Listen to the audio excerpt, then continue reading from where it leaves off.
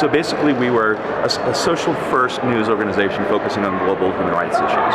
We certainly weren't expecting to lose funding when we did. We were in the process of trying to negotiate an expansion of our funding to scale up our team more.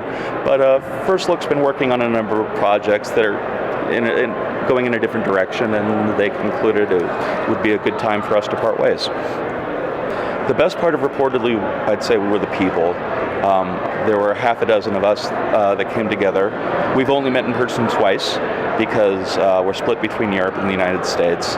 And I tried really hard to hire people who brought forth empathy in their reporting and really understood how social could be used for news gathering and telling stories. And it's the best team I've ever worked with. We covered so many different things over the last year and a half. On our third day of existence, we were one of the news orgs that broke the Charlie Hebdo attack in Paris and spent the better part of that week live tweeting what was going on and patching everything together. And something similar happened in the Paris attacks last November. So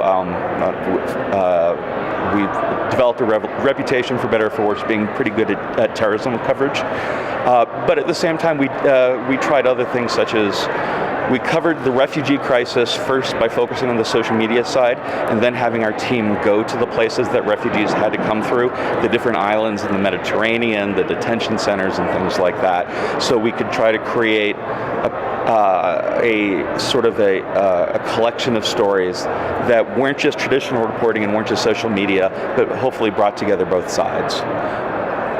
I don't know what the future is going to be. I'm going to have a few more conversations with First Look to see if they'll let me acquire the rights to it. So far they've seemed fairly positive, so I'm keeping my fingers crossed. And then now I'm trying to start having conversations with a number of newsrooms, a couple of funders, some universities, to just brainstorm possible ways that we could come back together in a way that might make sense for whatever Reportedly 2.0 would look like.